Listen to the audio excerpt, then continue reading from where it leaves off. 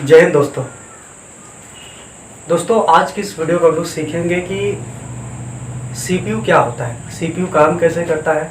CPU पर हम कोई भी काम जब करते हैं तो वो डेटा सबसे पहले कहाँ पर जाता है और वो डेटा जब सीपीयू के पास जाता है तो कहाँ कहाँ से होते हुए फिर हमारी मेमोरी में पहुँचता है। दोस्तों जैसा कि आप लोग देख रहे होंगे अपने वाइट बोर्ड पर इस तरीके से एक सीपीयू का मैंने एक डायग्राम बना दिया है। अब इस सीपीयू के बारे में हम बताएंगे कि सीपीयू क्या है, सीपीयू कौन सा डिवाइस है, सीपीयू का काम कंप्यूटर में कब पड़ता है और सीपीयू के न रहने से क्या कंप्यूटर हमारा काम करेगा। ये सारी चीज़ें इस वीडियो में आपको बताएंगे। बस आप लास्ट तक बने रहेगा हमारे वीडियो के साथ, ताकि आपको मैं डीपली एक कंप्लीट तरीके से इस वीडियो में मैं आपको बताऊंगा कि सीपीयू का काम क्या होता है। हेलो दोस्तों, मेरा नाम है मुसीर खान और आप देख रहे हैं मेरे साथ मुसीर टेक। इस चैनल पर आपको कंप्यूटर से संबंधित बाकी वीडियो आपको मिल जाएगी, जैसे कि tally, Corel Draw, Photoshop, page maker जैसी सारी वीडियो आपको मिल जाएगी। बस दोस्तों आपको मैं बताना चाहूँगा कि सीपीयू का काम क्या होता है। सबसे पहले मैं आपको बता दूं कि ये एक सीपीयू डायग्राम होता है, जिसको हम लोग सीपीयू नहीं कहते। अक्सर करके हम लोग कहते हैं कि हमने सीपीयू लगा दिया, हमारा सीपीयू नहीं चल रहा है, लेकिन असल में इसको हम लोग कहते हैं सीपीयू कैबिनेट बोलते हैं। क्या बोलते हैं इसको? सीपीयू कैबिनेट बोलते हैं। इस जो डब्बा होता है ब्लैक कलर का जो आपके कंप्यूटर के पास रखा जाता है वो सीपीयू कैबिनेट होता है। सीपीयू अगर हम कह देंगे तो गलत नहीं होगा, सही ही होगा, लेकिन वो सीपीयू कैबिनेट के नाम से जाना जाता है क्योंकि सीपीयू एक मेमोरी होती है। उस मेमोरी को उस डब्बे के उस कैबिनेट के अंदर रखा जाता है, इसीलिए उस सीपीयू को सीपीयू कैबिनेट कहा जाता है। दोस्तों आप लोग देखेंगे यहाँ पर तो इस तरीके से मैं एक रेक्टेंगल की तरह इस तरीके से बना दिया। इस रेक्टेंगल का काम क्या है? इस रेक्टेंगल का काम क्या है? इसको हम लोग कहते हैं यूएसबी स्लॉट। यूएसबी स्लॉट का मतलब होता है यहाँ पर आप डेटा केबल लगा सकते हैं, या आप अपने कंप्यूटर में यूएसबी वाला जो माउस होता है इस तरीके से, ये इस तरीके का अगर माउस आपके कंप्यूटर में लगाना हो, या इस तरीके का कोई कंप्यूटर आपके इस तरीके का अगर कोई कीबोर्ड आपके कंप्यूटर में लगाना हो तो यह आप लगा के अपने कंप्यूटर में बाकी के काम कर सकते हैं। चलिए अब मैं आपको बताता हूं कि ये यूएसबी स्लॉट का काम आपको क्लियर हो गया होगा कि माउस और कीबोर्ड लगाने के लिए या डेटा केबल लगाने के लिए, ये सारी चीज़ें आपको कनेक्ट करने के लिए अपने कंप्यूटर में जो एक्सटर्नल डिवाइस होती है उसे कनेक्ट करने के लिए इस यूएसबी स्लॉट का काम होता है। जैसे आप लोग को पता होगा कि लैपटॉप में भी तकरीबन 3 या 4 स्लॉट होते हैं, जिसमें आप माउस, कीबोर्ड तरीके से कर सकते हैं, डेटा केबल या कोई अलग से एक्सटर्नल डिवाइस उसमें कनेक्ट कर सकते हैं। उसके बाद आप देखेंगे यहाँ पर जो दिख रहा है कि दो रेक्टेंगल की तरह है, ये दो सर्किल की तरह है। इस दो सर्किल वाले को कहते हैं हम लोग mic and speaker slot. Mic and speaker slot, अगर आपके कंप्यूटर में माइक लगाना है या आपको स्पीकर लगाना है, जैसे माइक हम लोग बोलते हैं वो माइक लगाना है, वो या तो आपको स्पीकर लगाना है, माइक या स्पीकर लगाना है, तो आप उस तरीके से माइक और स्पीकर लगा के आप अपने कंप्यूटर में उसको एक्सेस या कनेक्ट कर सकते हैं। उसके बाद जो दोस्तों बड़ी वाली बटन होती है उसको हम लोग कहते हैं पावर बटन।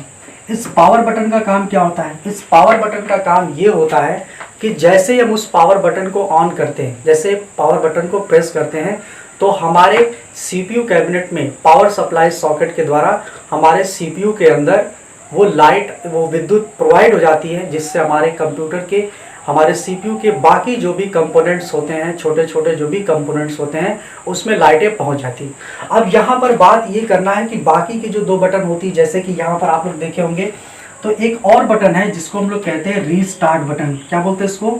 इसको हम लोग बोलते हैं रीस्टार्ट बटन। अब इस रीस्टार्ट बटन का काम क्या होता है? रीस्टार्ट बटन का काम ये होता है, जैसे हमारे मोबाइल में भी रीस्टार्ट बटन होती है, ठीक है, हमारे मोबाइल में भी रीस्टार्ट बटन होती है। इस रीस्टार्ट बटन का काम क्या होता है, जैसे कि मैं आप लोग को अपने मोबाइल में दिखाता हूँ। देखिए इस तरीके से जब हम अपने मोबाइल को रिस्टार्ट करते हैं तो यहाँ पर आप लोग देखेंगे तीसरे नंबर पे देखिए ये रिस्टार्ट बटन दी है, ठीक है, ये तीसरे नंबर पे जो रिस्टार्ट की बटन दी है, इसको हम लोग जैसे प्रेस करते हैं तो हमारा मोबाइल पहले क्या होता है, बंद होता है, उसके बाद फिर ऑटोमेटिक क्या हो जाता है, चालू हो जाता है। उसी तरीके से हमारे सीपीयू में भी रिस्टार्ट बटन होती है। जैसे हम लोग सीपीयू की रिस्टार्ट बटन को प्रेस करेंगे, हमारा सिस्टम क्या होगा, पहले शट डाउन होगा, उसके कुछ सेकंड बाद क्या हो जाएगा, कहते हैं कि शट डाउन के बाद तुरंत वेकअप कर जाता है, यानी कि वो सोने के बाद फिर जग जाता है। नीचे की फिर बात आती है जिसको हम लोग कहते हैं इंडिकेटर लाइट। दोस्तों आप लोग को पता होगा कि इंडिकेट मतलब होता है संकेत करना, किसी भी चीज़ को संकेत करना। जैसे हम लोग मोबाइल में फ़ोटो खींचते हैं तो पीछे फ्लश लाइट होती है, जिससे हमको ये पता चल रहा है कि हमारा कोई फ़ोटो ले रहा है, या उस फ्लश लाइट का काम होता है फ़ोटो को थोड़ा सा साफ दिखाना, थोड़ा चटकार दिखाना, थोड़ा गोरा दिखाना, इस तरीके से आपको दिखता होगा। लेकिन आपके गाड़ी में देखे होंगे लेफ़्ट साइड, राइट साइड आपके इंडिकेटर लगे होते हैं, आगे भी लगा होता है, पीछे भी लगा होता है। जैसे हमें टर्न करना होता है किसी तिराहे या चौराहे पे, तो हमें उस साइड का हमें इंडिकेटर ऑन कर देना होता है, जिससे आगे वाली गाड़ी और पीछे वाली गाड़ी को ये पता चलता है कि हो सकता है ये बंदा इस साइड टर्न होना चाहता है, तो आगे और पीछे वाले जो गाड़ी चलाते हैं वो लोग क्या हो जाते हैं, सजग हो जाते हैं। दोस्तों उसके बाद मैं आपको बता दूं कि ये तो हो गया इंडिकेटर लाइट। अब आपको बताता हूं कि ये तो हो गया सीपीयू के फ्रंट पैनल ऑफ सीपीयू के फ्रंट भाग का जो भी चीज़ है, ये चीज़ें मैंने आपको बताया। अब आपको बताऊंगा कि सीपीयू को कितने भागों में डिवाइड किया गया है। तो चलिए सबसे पहले मैं आपको बताता हूँ सीपीयू को कितने भागों में डिवाइड किया गया है। इतना तो क्लियर है सभी लोग को, मुझे नहीं लगता कि किसी को यहाँ पर कोई दिक्कत होगी तो आप लोग कमेंट कर सकते हैं, या तो हमारे जो भी स्टूडेंट होंगे वो हमारे पर्सनल नंबर पर मैसेज कर सकते हैं कि सर ये चीज़ क्लियर नहीं है, हो सकेगा तो मैं उस पर कॉन्सेप्ट क्लियर करने के लिए एक वीडियो बना दूंगा। चलिए तो यहाँ पर देखते हैं, सबसे पहला जो होता है हमारा सीयू होता है। सीयू इसका पूरा नाम होता है कंट्रोल यूनिट।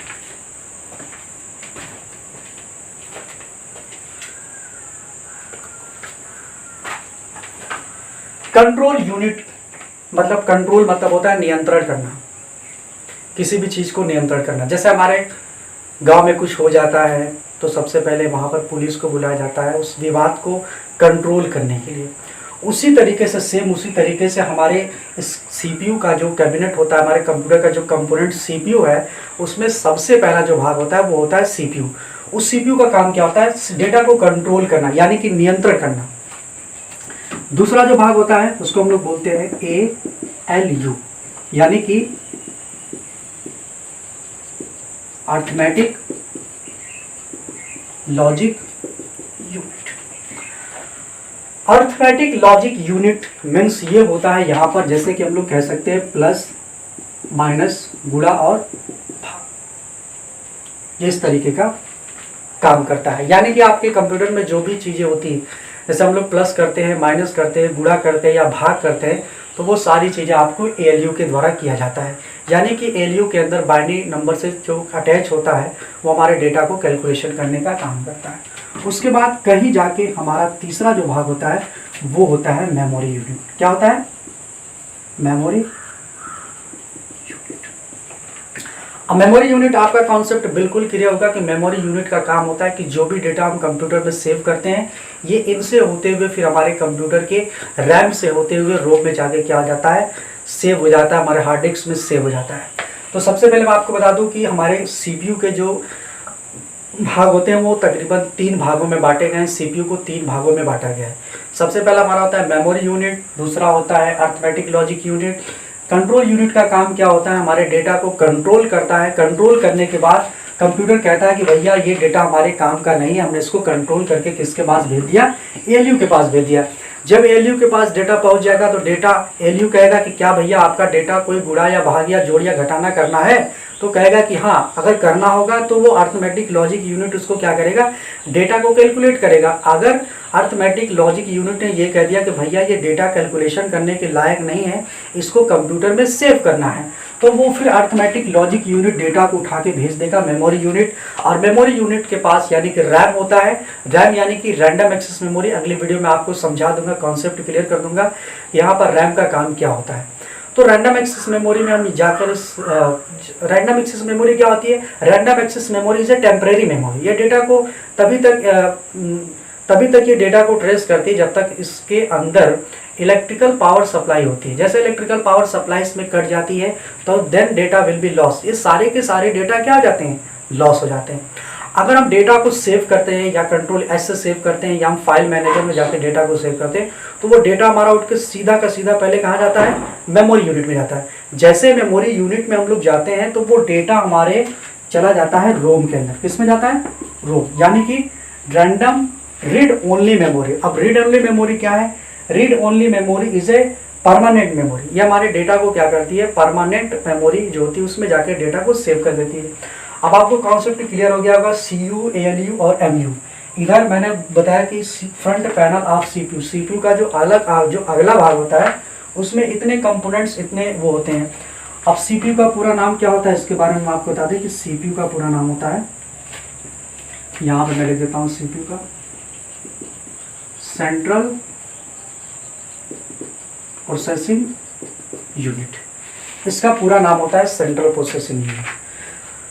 अब आपको अगली वीडियो में बताऊंगा बैक सीपीयू के बारे में। सीपीयू का जो पिछला हिस्सा होता है, जैसे यहाँ पर तो फ्रंट यूएसबी पोर्ट है, इसी तरीके से आपके कंप्यूटर में रियर यूएसबी पोर्ट होता है, लैंड स्लॉट होता है, mic and speaker jack slot होता है, नेटवर्क स्लॉट होता है। ये तमाम तरीके के स्लॉट होते हैं। अगली वीडियो में आपको बताऊंगा कि इन स्लॉटों का काम क्या होता है, फ्रंट पैनल ऑफ सीपीयू और बैक पैनल ऑफ सीपीयू में क्या डिफरेंट होता है। चलो दोस्तों, फिर मिलेंगे एक नए वीडियो के साथ, तब तक के लिए खुदा हाफिज़।